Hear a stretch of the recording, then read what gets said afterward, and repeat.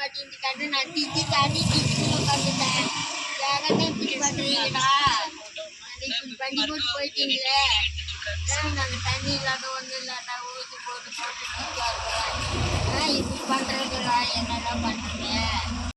பாருங்க, இவர் வந்து காலையில தடுமாறி டிச்சுக்குள்ள விழுந்துட்டாருங்க. இவருக்கு ஒரு 10 வருஷமா மனநல பாதிப்பா இருக்கு. இவங்களுக்கு நிதி உதவி தர மாட்டேறாங்க. இவங்களுக்கு வந்து 4 குழந்தைங்க இருக்காங்க.